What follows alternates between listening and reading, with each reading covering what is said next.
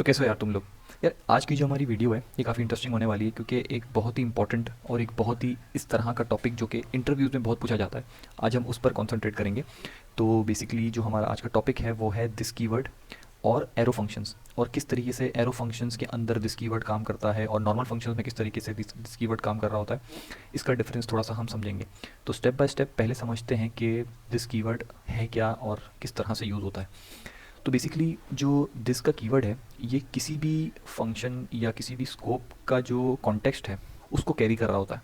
ठीक है, तो अगर मैं फ्रॉम फॉर एग्जांपल मैं यहाँ पर अगर दिस को लॉग करता हूँ, कंसोल डॉट लॉग दिस, तो यहाँ पर मुझे क्या मिलना चाहिए। यहाँ मुझे दिस ने पॉइंट किया टूवर्ड्स द विंडो ऑब्जेक्ट, जो कि अगर ये सेम आउटपुट होगा अगर मैं यहाँ पर जाके विंडो को लॉक कर दूँ। ठीक है, तो बेसिकली दिस जो है वो करंट स्कोप के कॉन्टेक्स्ट को पॉइंट कर रहा है। In this case it is the window object. ठीक है, now let's move towards the function. ठीक है, फॉर एग्जांपल मेरे पास एक ऑब्जेक्ट है, ऑब्जेक्ट का नाम है यूज़र। ठीक है, उसके अंदर मैंने एक प्रॉपर्टी बना दी यूज़र नेम और उसको मैंने नाम दे दिया अदान। मैं एक फ़ंक्शन बनाता हूँ इसके अंदर गेट नेम, और फंक्शन उस फंक्शन में मैं कंसोल लॉग करवा लेता हूँ यूज़र नेम। ठीक है, अब यहाँ पर हम देख रहे हैं कि हमने this dot user name use किया है। वो क्यों किया है? वो हमने इस वजह से किया है क्योंकि जो दिस का कीवर्ड है वो इस फंक्शन, ये जो ऑब्जेक्ट है इसके कॉन्टेक्स्ट को वो कैरी कर रहा होता है। दिस डॉट यूज़र नेम करने से पहले हम सिर्फ दिस को कंसोल लॉग करते हैं यहाँ पर। तो इसको हम करेंगे किस तरीके से, हम करेंगे यूज़र, क्योंकि वो यूज़र का ऑब्जेक्ट है, डॉट डॉट से हम एक्सेस करते हैं ऑब्जेक्ट को, गेट नेम। तो जब हमने इसको कॉल किया तो अब हम देखेंगे कि हमारे पास दिस को लॉक किया गया है, और क्या लॉक किया गया है, इसके अंदर जो फंक्शन है उसके कॉन्टेक्स्ट को लॉक किया गया है। और वो कॉन्टेक्स्ट क्या है कि उस फंक्शन के मतलब जो ऑब्जेक्ट है उसके अंदर एक प्रॉपर्टी है, वेरिएबल है यूज़र नेम के नाम से, और एक फंक्शन है गेट नेम के नाम से। ठीक है, तो अब अगर मुझे कोई भी वैल्यू जो है वो लॉक करनी होगी तो मैं करूँगा दिस डॉट यूज़र नेम।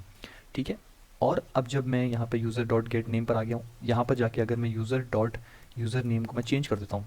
ठीक है, मैंने चेंज करके ताहा कर दिया, और उसके बाद जाके मैं दोबारा से इसको प्रिंट करता हूँ, तो अब आप देखोगे कि पहले अदनान था और अब ताहा हो गया। ये क्यों हुआ? क्योंकि जो उसका जो कॉन्टेक्स्ट है दिस का, उसके अंदर जो यूज़र नेम है उसकी प्रॉपर्टी चेंज हो गई। तो चूंकि हम दिस डॉट यूज़र नेम मतलब वो जो उसके कॉन्टेक्स्ट के अंदर जो यूज़र नेम है उसको एक्सेस कर रहे थे, तो हमें जो अपडेटेड वैल्यू है जो कि ताहा है वो जाके मिल रही है। तो ये हमारा कॉन्सेप्ट हुआ दिस का, और दिस को हमने थोड़ा सा समझा कि किस तरीके से वो काम कर रहा होता है। लेकिन अगर ये तो हम एक ऑब्जेक्ट के अंदर है, ठीक है ना, यूज़र का एक ऑब्जेक्ट है उसके अंदर है। अगर हम ग्लोबल ऑब्जेक्ट के अंदर है, जिस तरह हमने पहले बात की, ये हमारा एक यूज़र का ऑब्जेक्ट है, एक यूज़र का कॉन्टेक्स्ट है। अगर हम ग्लोबल कॉन्टेक्स्ट के अंदर है, ठीक है, ये फंक्शन मैंने क्रिएट किया प्रिंट समथिंग। ठीक है, इस फंक्शन को ये नाम दे दिया मैंने, और इसके अंदर मैंने कंसोल डॉट लॉग किया है दिस।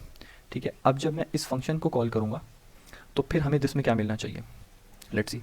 जब मैंने इस फंक्शन को कॉल किया तो मुझे दिस के अंदर विंडो का ऑब्जेक्ट मिला। वो क्यों मिला? क्योंकि अब जो वो कॉन्टेक्स्ट है दिस का वो है विंडो ऑब्जेक्ट। प्रीवियसली कौन सा ऑब्जेक्ट था? यूज़र ऑब्जेक्ट था। अब जो है वो है विंडो ऑब्जेक्ट। ठीक है, जिसकी वजह से मुझे इसके अंदर विंडो ऑब्जेक्ट मिला, और इसकी वजह से मैं सारी चीज़ें एक्सेस कर सकता हूँ। ठीक है, लाइक इसका जो जो भी विंडो के अंदर मुझे चीज़ें मौजूद हैं, जो फंक्शन है, ऑन क्लिक के फंक्शंस हैं, इवेंट लिसनर्स हैं, जो भी चीज़ें हैं वो सारी मैं एक्सेस कर सकता हूँ इस दिस के थ्रू, क्योंकि वो पॉइंट कर रहा है विंडो के ऑब्जेक्ट को। ठीक है, यहाँ तक हम फिलहाल दिस को रखते हैं। अब हम थोड़ा सा देखते हैं एरो फंक्शंस को। तो एरो फंक्शंस क्या होते हैं? एरो फंक्शंस बेसिकली जब 2015 में जावास्क्रिप्ट ने अपना एक नया वर्जन, जो कि बहुत ही एक न्यू वर्जन था जिसने एक लैंडमार्क सेट किया, जो कि था ES6 वर्जन, उसके अंदर एक नए टाइप के फंक्शंस इंट्रोड्यूस किए गए थे जिनको कहा जाता है एरो फंक्शंस। तो एरो फंक्शंस का अगर मैं बेसिकली आपको सिंटैक्स दिखाऊं तो वो सिंटैक्स कुछ इस तरीके से होता है। ठीक है, कि एक पैरेंथेसिस लगते हैं, फिर एक equal to greater than sign होता है, और फिर कर्ली ब्रेसेस आ जाते हैं।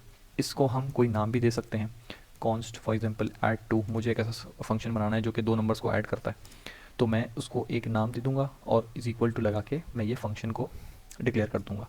ठीक है, यहाँ पर मैंने फॉर एग्जांपल इसको दे दिया num1 एंड num2।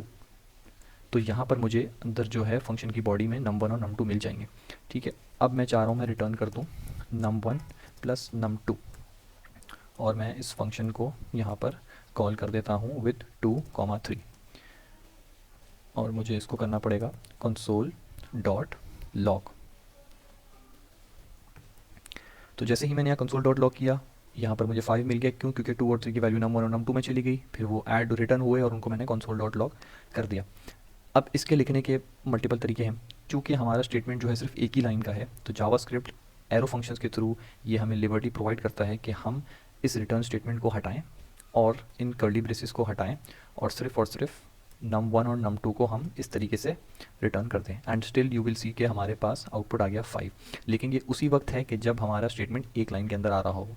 ठीक है, अगर हमारे पास मल्टीपल लाइन है, क्योंकि हमें पता है कि जो कर्ली ब्रेसेस होते हैं वो एक ब्लॉक क्रिएट करते हैं और उसके अंदर हम मल्टीपल स्टेटमेंट्स को एक कंपाउंड स्टेटमेंट में बनाकर रिटर्न करते हैं।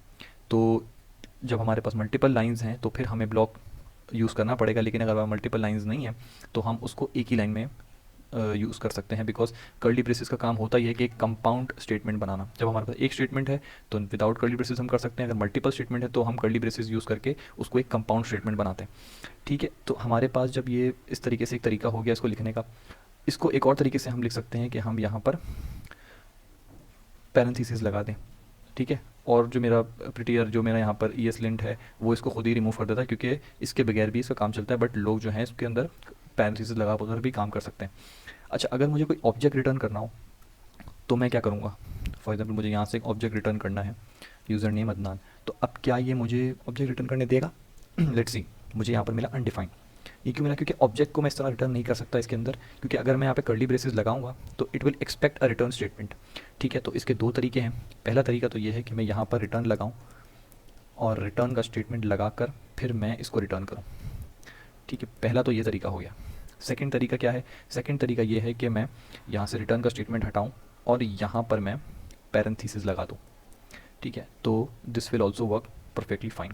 ये जो चीज़ है ये रिएक्ट जब हम पढ़ेंगे रिएक्ट तब हमें बहुत ज़्यादा काम आएगी, क्योंकि रिएक्ट के अंदर जब हम रिटर्न कर रहे होते हैं कोई भी HTML या JSX रिटर्न कर रहे होते हैं, तो उसके अंदर अगर हम मैप चला रहे हैं तो फिर अगर हम अगर हम कर्ली ब्रेसेस यूज़ करते हैं मैप के साथ तो हमें रिटर्न करना पड़ता है, और अगर वो यूज़ नहीं करेंगे तो फिर हमें पैरेंथेसिस लगाएंगे और बिना रिटर्न के हमारा काम हो जाएगा। ठीक है, तो ये हमारे पास हो गया एरो फंक्शन का डिक्लेरेशन और एरो फंक्शन किस तरीके से काम करते हैं, और ये इनकी थोड़ी सी हिस्ट्री हमने जान ली कि कब इंट्रोड्यूस हुए थे। अब हम ज़रा देखते हैं कि एरो फंक्शंस के अंदर दिस कैसे काम करता है। ठीक है, तो अगर मैं यहीं पर ही एक कंसोल लॉग कर दूं, console.log दिस का। ठीक है, तो यहाँ पर भी हमें एक विंडो का ऑब्जेक्ट मिल गया। दैट मीन्स एरो फंक्शंस के अंदर भी दिस मौजूद होता है। तो जो लोग कहते हैं कि एरो फंक्शंस के अंदर दिस मौजूद नहीं होता, आई एम सॉरी टू से, I have bad news for you, लेकिन एरो फंक्शंस के अंदर दिस होता है, but it is pointing towards the global object, the window object. ठीक है, लेकिन सेम चीज़ तो थी जो हमारा नॉर्मल फंक्शन था, लाइक जो ये प्रिंट समथिंग वाला फंक्शन था हमारा, इसके अंदर भी तो हमारे पास विंडो ऑब्जेक्ट को ही लॉक किया जा रहा था। तो डिफरेंस कहाँ आता है? डिफरेंस आता है यहाँ पर। तो जब हम मैंने इसको तभी छोड़ा हुआ था, अब इसको देखते हैं।